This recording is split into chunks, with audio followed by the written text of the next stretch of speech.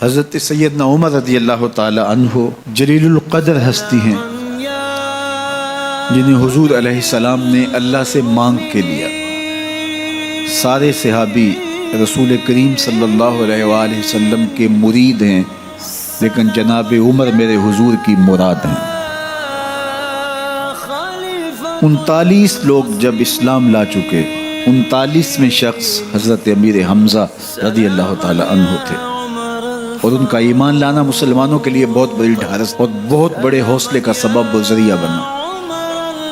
تو میرے حضور نے ہاتھ اٹھا لیے، کہا اے اللہ، ایک شیر دیا ہے امیر حمزہ، ایک شیر اور عطا کر دے، اب تیری مرضی، عمر بن خطاب دے دے یا عمر بن حشام دے دے۔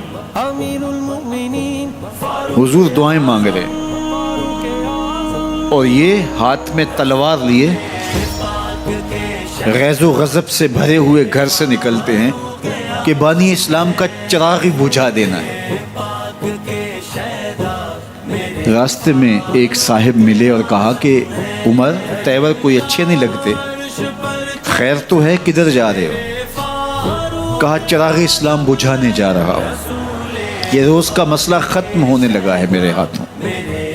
مسکرا کے بولے گھر کی خبر تو لو۔ کہا میرے گھر کو کیا ہوا؟ کہا تمہاری بہن فاطمہ بھی نوکر بن گئی ہے رسول اللہ صلی اللہ علیہ وسلم۔ غصے سے بھرے ہوئے اپنی بہن کے گھر کا رخ کرتے ہیں، اندر سے قرآن پڑھنے کی آواز آ رہی، غصہ اور بڑھ جاتا ہے، دروازے کو زور زور سے کھٹکھٹاتے ہیں۔ اہل خانہ سمجھ گئے ماجرا کیا ہے، گرجدار آواز ہے جناب عمر کی، دروازہ کھولو۔ جلدی سے معلم کو چھپا دیا اور بہن آگے بڑھ کے دروازہ کھولا۔ کہا تم سابی ہو گئے ہو، دین چھوڑ دیا تم نے، بتوں کی وفا ترک کر دی اور بے تحاشا مارنا شروع کیا۔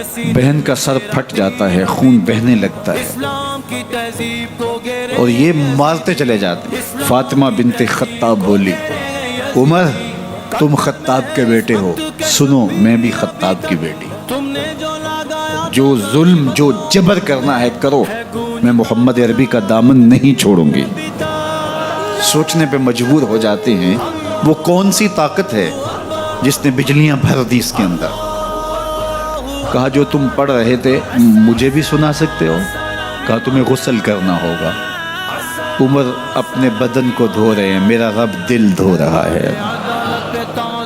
اتنے میں معلم بھی قرآن لے کر آ جاتے ہیں اور قرآن کی تلاوت ہونے لگتی ہے۔ طٰہٰ ما انزلنا علیک القرآن لتشقیٰ، 14ویں رات کے محبوب چاند، ہم نے قرآن اس لیے نازل تو نہیں کیا تھا کہ تم مشقت میں پڑ جاؤ۔ بے تاب ہو گئے، کہا عمر کی عمر برباد ہو گئی، مجھے لے چلو حضور کی چوکھٹ پہ، تلوار حمائل کی ہے، بہنوئی ساتھ ہیں، اور حضور کی بارگاہ میں حاضر ہو رہے۔ دروازے کے سوراخوں سے دیکھا تو صحابہ تشویش کا اظہار کرنے لگے کہ عمر آ رہا ہے، تلوار حمائل کی ہے، ارادے اچھے نہیں لگتے۔ جناب امیر حمزہ نے کہا دروازہ کھول دو، اچھی نیت سے آیا تو استقبال کریں گے، نیت اچھی نہیں ہے تو اس کی تلوار سے اس کی گردن کاٹ دیں گے۔ حضور کے سامنے جا کے بیٹھ گئے، گلے میں کپڑا ڈالا تو حضور نے پکڑ کے کہا عمر ابھی وقت نہیں آیا کہ تم اسلام لے آؤ؟ یہی وقت تھا عمر کے اسلام لانے کا، لبوں پہ کلمہ جاری ہو گیا۔ اللہ اکبر کی صدا اس زور سے گونجی کہ مکے کی گلیاں گونجنے لگی۔ اسلام لانے کے بعد حضور سے پوچھتے ہیں حضور کیا ہم حق پر نہیں ہیں؟ فرمایا ہم حق پر ہیں۔ اللہ کا دین سچا نہیں ہے؟ کہا اللہ کا دین سچا ہے۔ آپ اللہ کے سچے نبی نہیں ہیں؟ فرمایا میں اللہ کا سچا نبی ہوں۔ تو کہا پھر ہم چھپ کے عبادت کیوں کریں؟ اب مسلمانوں کی 2 صفیں بنتی ہیں، ایک صف کی قیادت امیر حمزہ کرتے ہیں، دوسری صف کے آگے آگے عمر بن خطاب چلتے ہیں اور حضور درمیان میں ہیں، اور یہ ملکوتی قافلہ صحن حرم میں آ کے اعلانیہ عبادت کرتا ہے۔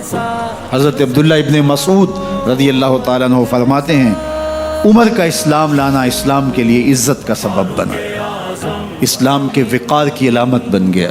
ایک ایک کے دروازے پہ جا کے دروازہ کھٹکھٹا کے کہتے ہیں، وہ تو اور خبر سننے کے لیے بے چین تھے کہ یہ بانی اسلام کی زندگی کا چراغ بجھانے گیا تھا، کوئی خبر لایا ہوگا۔ وہ کہتے ہیں آؤ عمر کدھر آئے ہو؟ کہا تمہیں بتانے آیا ہوں، کمزوروں سے پنجہ آزمائی کرتے رہے ہو، آؤ میرے سے بات کرو، میں محمد عربی کا نوکر بن گیا ہوں۔ اللہ اکبر۔ میرے حضور نے فرمایا جب اچھے لوگوں کا ذکر کرو تو میرے عمر کا ذکر بھی کیا کرو۔ میرے عمر کی زبان پر حق بولتا ہے، سچ بولتا ہے۔ ان الشیطان یفر من ظل عمر، عمر کے سائے کو دیکھ کے شیطان بھاگتا ہے۔ اللہ اکبر۔ اسلام لائے تو زندگی کی ایک ایک سانس اسلام کے لیے وقف کر دی، حضور کا پہرا دیا، حضور کی ناموس کا پہرا دیا، حضور کی شریعت کا پہرا دیا۔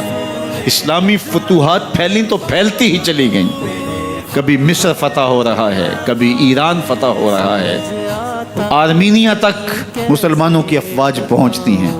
22 لاکھ مربع میل پر حضرت عمر رضی اللہ تعالیٰ عنہ کی سلطنت پھیل جاتی ہے۔ عدل و انصاف کا دورہ ہوتا ہے۔ زمانے نے دیکھا کہ غیر مسلم بھی عدالت میں کھڑا ہے تو اسے خوف نہیں ہوتا تھا کہ میرے سے ناانصافی ہوگی، اس لیے کہ حکومت عمر کی چل رہی ہے، وہ بھی مطمئن ہوتا تھا کہ میرے ساتھ انصاف ہوگا۔ Subscribe to my channel. Subscribe to my channel.